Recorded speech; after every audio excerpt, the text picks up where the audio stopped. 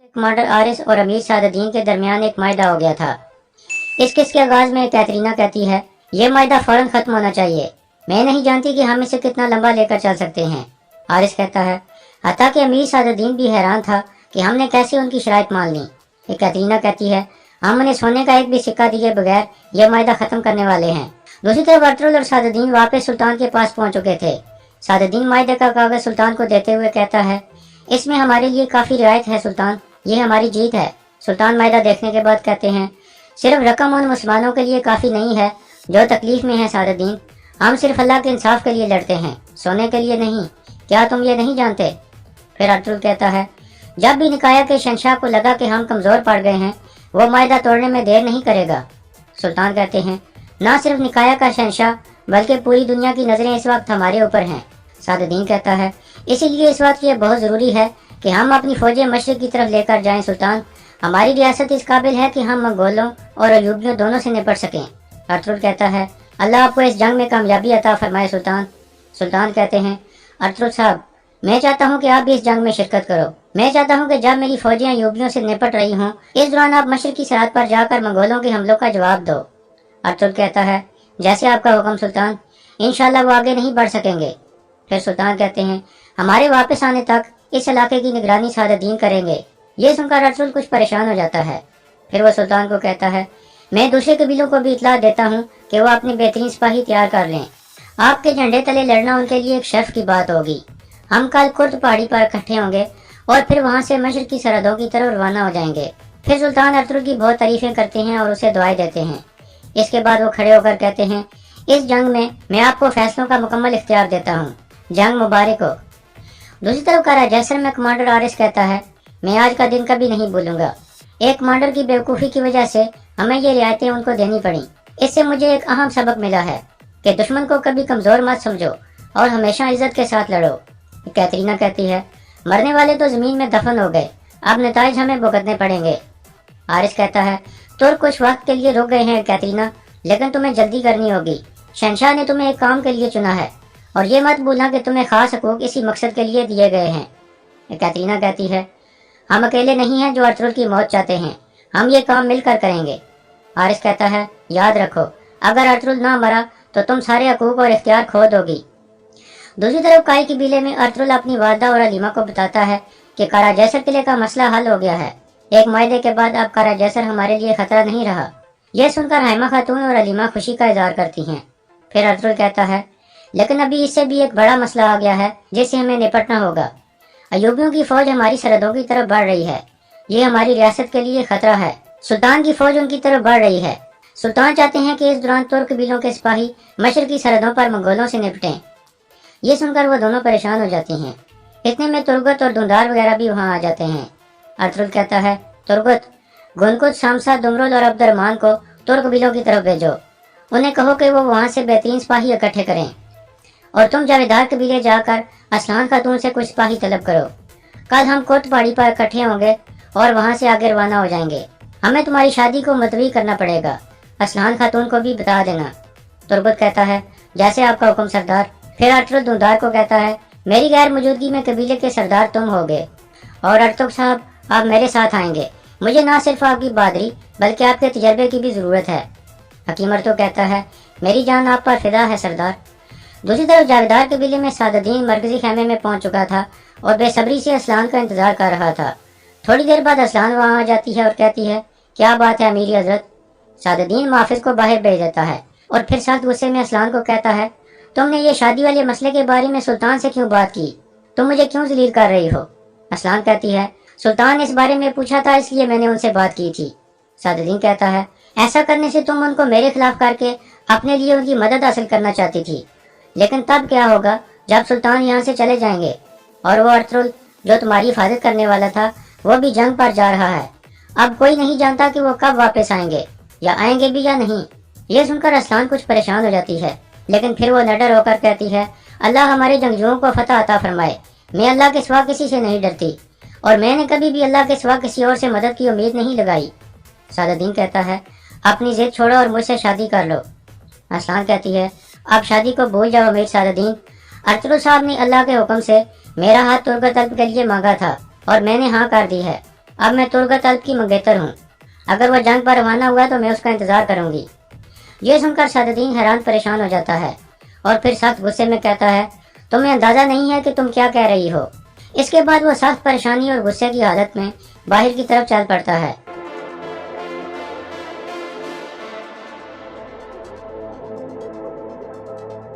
बाहर जाकर वो लड़खड़ाने लगता है।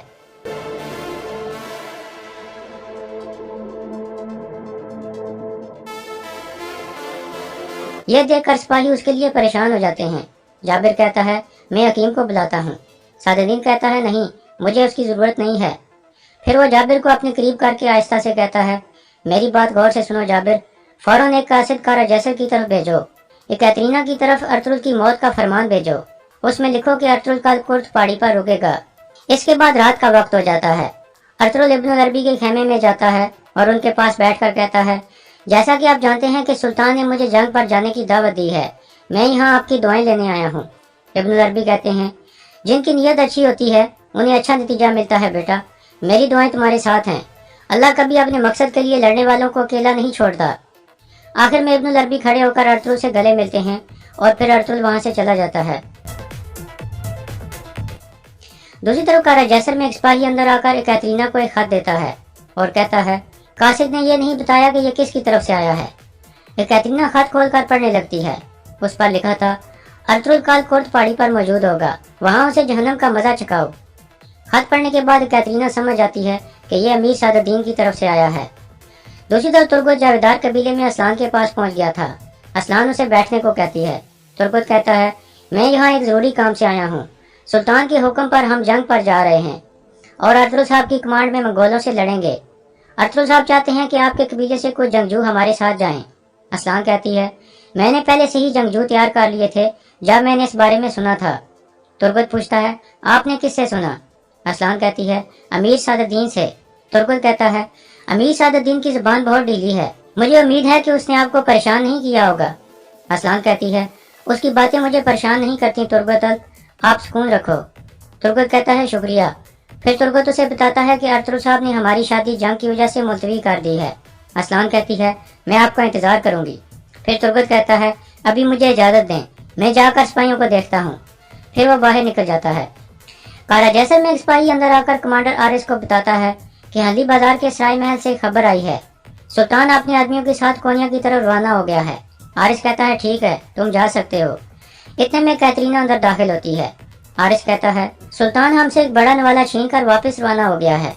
कैतरीना कहती है, मैं तुम्हें अर्तुगरुल का सर दूंगी और वो भी सुलह के मायदे को तोड़े बगैर। आरिस पूछता है, कैसे?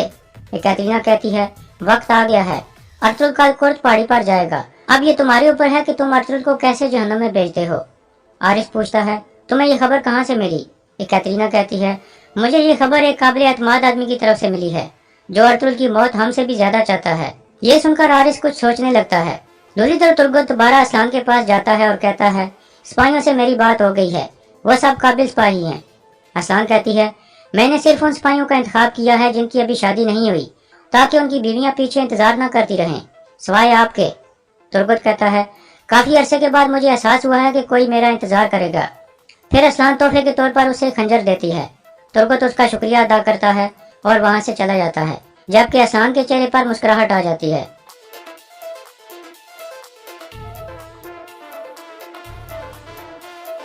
इसके बाद अगला दिन शुरू हो जाता है। काई कबीले में जंग पर जाने वाले सिपाहियों के घर वाले उन्हें अलविदा कर रहे थे और जाने से पहले उनसे आखिरी मुलाकात कर रहे थे। उनके घर वाले रो रहे थे और उनकी सलामती के लिए दुआएं कर रहे थे। अंदर हलीमा भी अर्तुगरुल को तैयार करा रही थी और रो रही थी।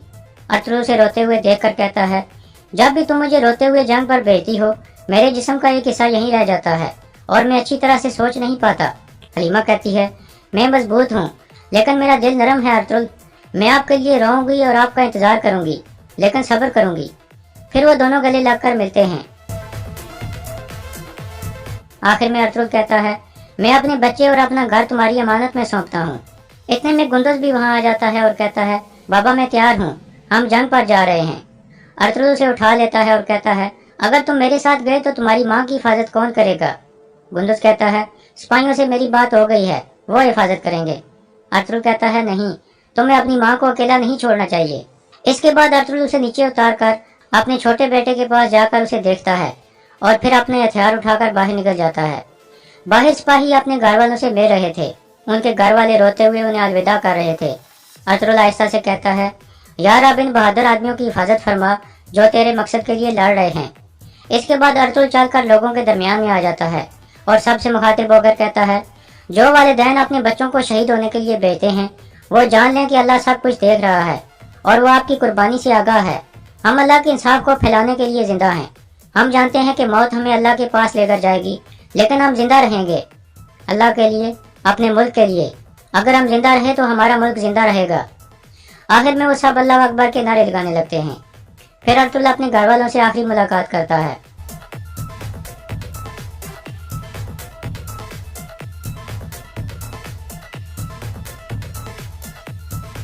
इसके बाद वो सब घोड़ों पर सवार होकर रवाना हो जाते हैं।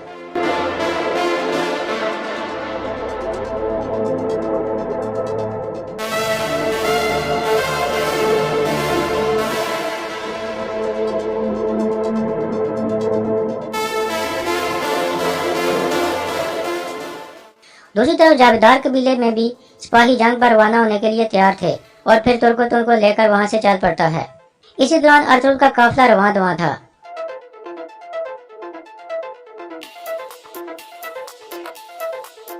अर्तुगरुल का काफिला कुर्द पहाड़ी पर पहुंच जाता है। अर्तुगरुल वहां का मंजर देखकर परेशान हो जाता है और सबको रोकने का इशारा करता है।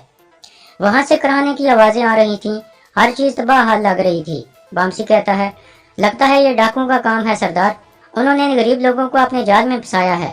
हकीमर तो कहता है, यहाँ जख्मी लोग पड़े हैं सरदार, अगर आप इजाजत दे तो मैं इन्हें देख लूँ।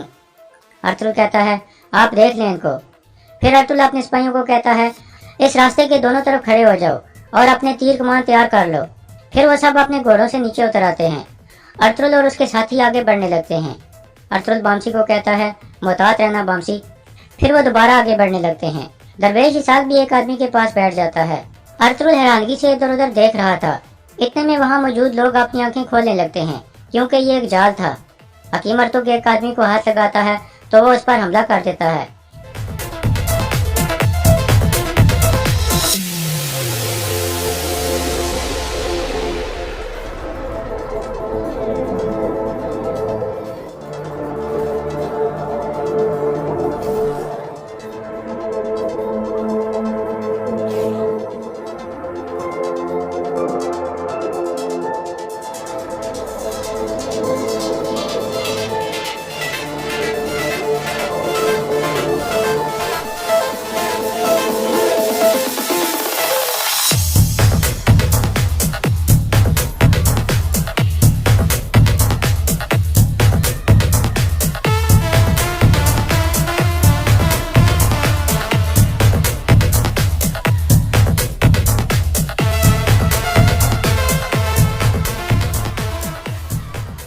इस लड़ाई में दोनों तरफ से काफी लोग मारे जा चुके थे। इतने में एक आदमी अर्तुगरुल के सामने खड़ा हो जाता है। अर्तुगरुल को एक तीर लग चुका था जिसे वो तोड़कर उस आदमी की तरफ बढ़ने लगता है और कहता है, अपना चेहरा दिखाओ कमीने, मैं तुमसे अपने बहादुर जंगजुओं का हिसाब लूंगा।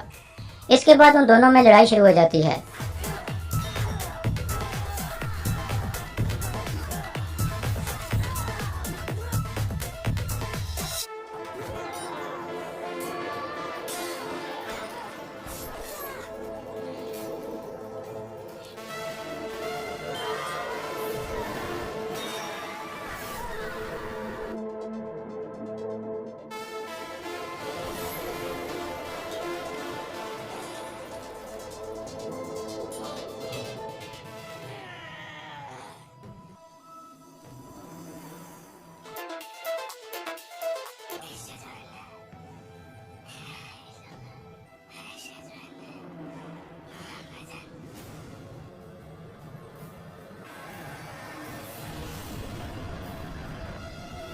इस तरह अर्तुगरुल कलमा शहादत पढ़ते हुए गिर जाता है और यहाँ इसके दौरे सीजन का इख्तिताम हो जाता है।